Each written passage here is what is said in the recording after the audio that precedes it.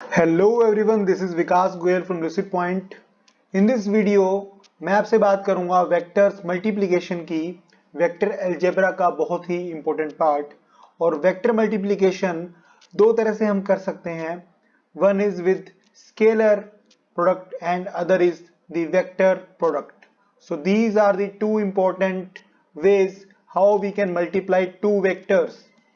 So first is the scalar product. Let us try to understand the scalar product. So scalar product की क्या definition है? Definition wise it is the product of the magnitudes of vector A and vector B and the cosine of the angle theta between them. तो इसको समझने के लिए यहाँ पे हमने लिखा है वेक्टर A और वेक्टर B। देखिए, जो स्केलर प्रोडक्ट होता है इसको हम डॉट प्रोडक्ट भी कहते हैं। This is also known as dot product. So we place a dot here. What is the meaning of dot?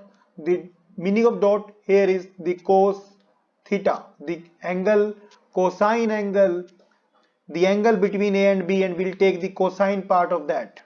So A dot B can be written as AB cos theta. Remember, this value will come out to be scalar.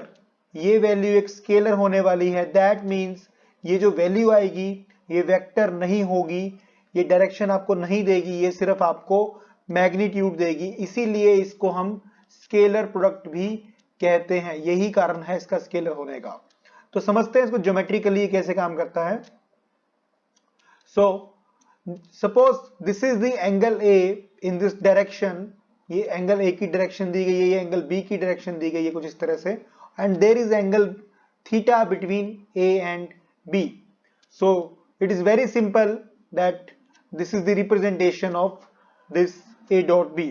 इसको थोड़ा detail में समझने के लिए geometrical interpretation इसकी कैसे होगी और ये कैसे काम करेगा, why it is AB cos theta, इसको प्रूफ के तौर पे हम लोगों ने यहाँ पे समझने की कोशिश करते हैं। डायग्राम के थ्रू समझेंगे इसको। So this is the geometrical interpretation of scalar product. So जैसे कि हमने यहाँ पे बताया कि A डॉट B, जो vector A dot vector B is called as, is known as AB cos theta.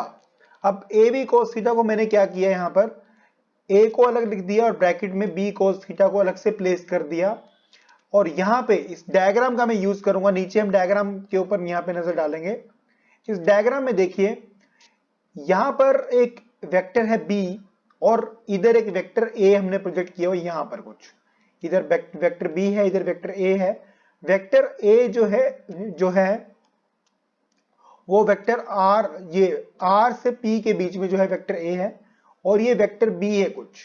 तो वेक्टर A को हमने आगे प्लेस कर दिया और B की जो प्रोजेक्शन है वो B cos थीटा है। कैसे? देखिए, अगर मैं यहां पर एक OR, लेट से इसको Q मान लेता हूं, मैं इस पॉइंट को Q मान लेता हूं और मैं यहां से एक cos थीटा निकालता हूं। अब cos थीटा क्या रहता है? Base by hypotenuse. Okay, so base यहां पे OR है और हाइपोटेन्यूज जो है हमें पता है वेक्टर B है, राइट। सो OR की जो वैल्यू आ जाने वाली है वो B वेक्टर cos थीटा आ जाने वाली है। अब वेक्टर B यहां पे नहीं लेंगे, यहां पे इसका मैग्नीट्यूड ही काउंट होगा सिर्फ, राइट। तो यहां पे सिर्फ इसका मैग्नीट्यूड काउंट होगा क्योंकि हम यहां पे रेशियो निकाल रहे हैं, यहां पे डायरेक्शन नहीं निकाल रहे हैं। सो OR की वैल्यू जो आ गई वो कितनी आ गई? B cos थीटा आ गई। अब इसको थोड़ा सा और डिटेल में जानने के लिए, जैसे हम एक वेक्टर को यहां पे एज्यूम कर लेते हैं, फॉर एग्जांपल जैसे ये वेक्टर A है। अगर मैं एक कांस्टेंट वैल्यू को मल्टीप्लाई करता हूं वेक्टर A से, लेट्स से m एक रियल नंबर है और रियल नंबर को मैं मल्टीप्लाई करता हूं A वेक्टर से, और m की जो वैल्यू है वो ग्रेटर देन 1 है, तो जो वेक्टर m A वेक्टर होने वाला है वो A से थोड़ा बड़ा हो जाएगा। अब डिपेंड करता है वो m की वैल्यू क्या है। So this vector will be represented by ma। That means m ने क्या किया, वेक्टर a की डायरेक्शन को चेंज नहीं किया लेकिन उसके मैग्नीट्यूड को चेंज कर दिया। सो सिमिलरली यहां पर भी यही हो रहा है, जो वेक्टर बी है, वेक्टर बी का जो प्रोजेक्शन है that is B cos theta, और बी cos थीटा जो है OR की वैल्यू आई है यहां पर। तो अगर मैं देखूं यहां पे तो बी cos थीटा और अगर ए को मैं अगर मल्टीप्लाई करता हूं तो ये वेक्टर थोड़ा बड़ा हो जाने वाला है। इसका मतलब O to P जो ये पूरा वेक्टर होगा that will be known as A B cos theta. तो ये कुछ इस तरह से काम करेगा। आई होप ये वाली बात आपको समझ में आ गई होगी। इसी तरह से इसी प्रोजेक्शन को अगर मैं वेक्टर बी के अलोंग लूं तो क्या होगा, देखिए यहां पर भी एक और ट्रायंगल है OPS। अब अगर OPS ट्रायंगल में लूं, एक राइट एंगल ट्रायंगल है और यहां पर जो हाइपोटेन्यूज है वो A है, तो अगर मैं cos थीटा निकालूं तो बेस जो cos थीटा जो यहां पे आने वाला है, जो cos थीटा आने वाला है यहां पर वो आएगा बेस बाय हाइपोटेन्यूज। तो बेस यहां पे है OS एंड हाइपोटेन्यूज जो है वो वेक्टर A का मैग्नीट्यूड है। तो OS की जो वैल्यू आएगी वो वेक्टर A या simply magnitude A cos theta आ जाने वाली है। और A cos थीटा जो है वो OS इस डायरेक्शन में रहेगा और आगे वेक्टर B है। तो अगर मैं OQ की बात करूं तो OQ क्या हो जाने वाला है, यहां पर OQ जो हो जाने वाला है वो AB cos थीटा ही हो जाने वाला है। देखिए यहां पर B अलग से कर दिया इसको A cos थीटा, और A cos थीटा जो है वो OS के बराबर है, OS। एंड OS क्या है, magnitude of component of vector A in the direction of vector B। So I hope आपको यहां तक ये बात समझ में आ गई होगी। इसके आगे बढ़ते हैं। अब ये स्केलर जो प्रोडक्ट है, स्केलर प्रोडक्ट हमने यहां पे कवर कर लिया काफी हद तक।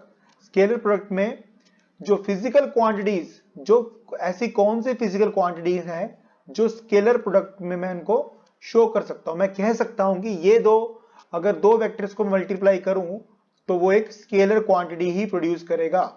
तो देखिए अगर मैं वेक्टर लेता हूं फोर्स, फोर्स एक वेक्टर क्वांटिटी है और एस एक डिस्प्लेसमेंट वेक्टर है यहां पे, तो दोनों को मल्टीप्लाई करते हैं तो वर्क डन, तो जो वर्क जो है वो स्केलर क्वांटिटी है।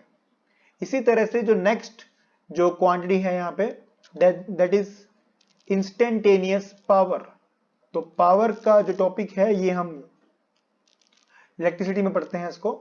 So force and vector quantity, force and velocity, अगर मैं दोनों को मल्टीप्लाई करता हूं क्योंकि दोनों ही वेक्टर क्वांटिटी है, लेकिन ये दोनों जो प्रोड्यूस करेंगी डॉट प्रोडक्ट में ये करेंगी पावर, इंस्टेंटेनियस पावर जो होगी वो एक स्केलर क्वांटिटी होगी। इसी तरह से मैग्नेटिक फ्लक्स, मैग्नेटिक फ्लक्स जो टॉपिक है वो भी एक मैग्नेटिज्म का टॉपिक है, और यहां पे ये मैग्नेटिक फील्ड है और ये एक एरिया वेक्टर है। This is the area vector, area vector. तो एरिया वेक्टर को जब मल्टीप्लाई करेंगे मैग्नेटिक फील्ड से तो मैग्नेटिक फ्लक्स आ जाने वाला है, और जो कि वो भी एक स्केलर क्वांटिटी है। सो आई होप इस वीडियो में जितनी भी टॉपिक मैंने समझाया आपको, जो जो बातें हमने करी यहाँ पे स्केलर प्रोडक्ट के बारे में, वो बातें आपको समझ में आई होंगी। और मुझे बताइए कमेंट सेक्शन में आपको ये वीडियो कैसी लगी और आगे किस तरह की वीडियो आप देखना चाहते हैं। नेक्स्ट वीडियो जो होगी वो वेक्टर प्रोडक्ट पे होगी, जो कि क्रॉस प्रोडक्ट भी बोलते हैं इसको। सो बने रहिए लुसिड पॉइंट के साथ। Thank you very much for listening.